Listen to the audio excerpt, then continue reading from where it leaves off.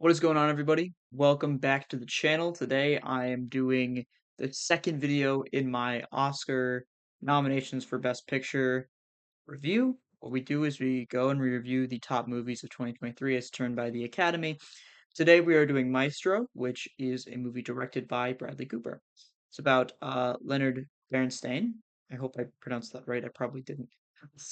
And he's a musical composer and conductor, and his wife, Felicia. It's about their romance. So, as we normally do, we're going to break it up into different categories. Starting off, we have story, which is how I always like to start off these reviews. With a historical movie, it's hard to get the story completely wrong, right? I mean, this happened in real life. I can't say the plot is terrible. Now, if you focus on the wrong things, yeah, it can be pretty bad. So while it does get a couple points off just because it is historical and it's hard to be like, well, this is an amazing screenplay because, it's historical. Like it happened in real life. It's not hard to take from that. Um, it is historically accurate to a degree. I didn't know much about Leonard before I watched the movie, but I I kind of took a look at his Wikipedia and other articles, and it seems historically accurate. It's a beautiful representation of a romance, the struggles within a relationship, but also the coming together and the romance part of a relationship. It's hard to mess up, like I said before, historical movies. We're gonna go ahead and give it an A minus. I think it's fairly good.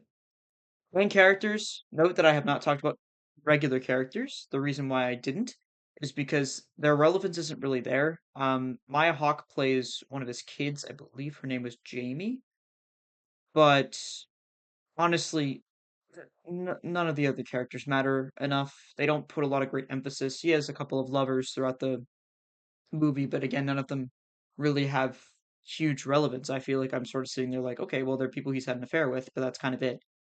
However, Bradley Cooper and Carey Mulligan, I believe her name is, both excel in their roles as Leonard and Felicia. It is worth noting, like I said before, that I did not mention other characters, but these two do a great job in portraying their roles, making me feel something about the characters. I'm gonna give main characters and I guess characters as a whole, we're gonna combine them today for this review. I'm gonna give it a B plus. I think Bradley Cooper does an excellent job. I think Carey Mulligan does an excellent job. Everyone else might do decent jobs. I don't know. They don't. Their relevance in the story just isn't really there, and there's almost too much focus on the titular character instead of relying sometimes on a couple of other actors to take the load off. It feels like Bradley's doing all the work himself along with Carey, and I don't feel like that's really indicative of an amazing movie. Now, length, which we talk about length in every single movie. This movie's about 2 hours 15 minutes, which is pretty much just a normal length for a movie. And I even mentioned that in my writing here. It would be a good length ordinarily. But due to how slow the pacing is, which we're gonna actually add as a category right after this, it does feel far too long. There's many times where I just had to pause and just do anything else. I probably just got myself a snack or something and was just like, well, I bet I'm so bored right now. And that's not a great thing when you are making something called like Maestro. It's about a man. You want people to be kind of entranced in the movie, and all I wanted to do was kind of not watch it for a super long time. I did get through it in one sitting, but it was tough. Um, Therefore, I'm going to give length a C. I don't think that the length itself is the problem. I think the pacing is, which we'll get into right now. The pacing's awful. I'm sitting through boring scenes of dialogue, and there's other movies that we'll go through later on in this list that do a great job with dialogue. Um, and just those sort of boring scenes because obviously they're not boring because they're people speaking. They're boring because I don't care about what they have to say. And I feel like that's an issue because if you go through these very long-winded scenes with little resonance to the actual movie, little things that I just don't care about, I'm sorry, it feels to me like you're sort of making a movie for people that don't want to watch your movie. Yeah, you're trying to get them hooked on something that they weren't hooked on from the start. And let me tell you, I really wasn't hooked on this movie at all. There were many times where I was like, "Well, why am I watching this? Like, well, how did this get Best Picture?" Um, And the pacing is really the issue. It feels like Bradley Cooper wanted to make these scenes really emotional, more emotional, but they don't give you payoffs at the end. Like when when um when Bradley's wife dies, Leonard's wife dies in the movie, and he's sort of holding her. It's an emotional scene. I'm not going to deny its emotional impact, but it definitely doesn't hit as hard as other death scenes have in other movies for me because I just didn't. Maybe I'm soulless, but I just didn't care enough, and I feel like the movie doesn't do a good job at making you care. Um, I'm gonna give pacing. I know I went a little off script there, but I'm gonna give pacing a D plus. It just isn't. It's just slow, and it's just not good.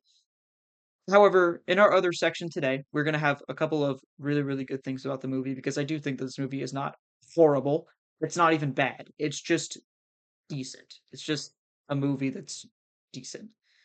Humanity is profound in the movie. I know I talked about the dialogue being bad, and I apologize because I don't actually mean that. The dialogue is near perfection in this movie. It's not the dialogue that's the issue; it's the things that they're saying that I don't care about. That's the issue. The actual writing of the screenplay, the actual dialogue that is written, is good. They speak like real human beings, and that's kind of where I said humanity is profound in the movie. It feels like I'm watching two people just talk, and that's movies need to do dialogue way more naturally because when they do it like that, it does work. I do have to say though that even though I enjoyed that, it doesn't mean the movie that the dialogue in the movie actually helps the movie in any more than just saying, well, the dialogue is amazing. The musical score is incredible. They take from all of Leonard's works that he's done, good usages of them throughout. I There was not a time where I was listening to something I didn't want to listen to in terms of music. And Bradley Cooper is well deserving of a Best Actor nom, which I wasn't really sure of when I saw it. I saw the nomination. I was like, really? Because I'd heard bad things, but I gave him a shot, and I do really enjoy him. I also want to say that it also got nominated for best makeup and hair, I think is the category, and or something to that degree. And I will say this: people kind of talked about the prosthetic nose, when that sort of occurred. I don't think like when it was in the headlines. I don't think that the prosthetic nose is actually that big of an issue. I'm not a Jewish person, so I can't say if I I can't say, "Oh, I'm not offended by it," and because obviously if people are, they have every right to be. Um, I personally in my time watching the movie felt that, when I saw Leonard in real life, and when the credits started rolling, I'm like, "Wow, he really looks a lot like Leonard." So I wanted to just point out that I don't think it was a big issue for me, but I obviously can't speak on everyone, and I'm not gonna try to. However, I'm gonna give it an A plus. Every other thing about this movie that wasn't like the main things I touched on are spectacular, and I want to give it some credit where credit's due. This is also the category where I tend to boost the rating if I don't like where I have it. The final grade is going to be a B. It's not worthy. It's not worthy. Sorry, it's not worthy of a Best Picture nod. That's my personal take after having watched the movie. I don't think it's worthy of Best Picture, but I will say that it doesn't mean that other people couldn't have enjoyed it more than me and couldn't have still given it that rating. I just know that that's not where I would have put it. I thank you all so much for watching my review. If you enjoyed, make sure to hit the like button, subscribe, comment down below, and I'll see you guys in the next one. Peace.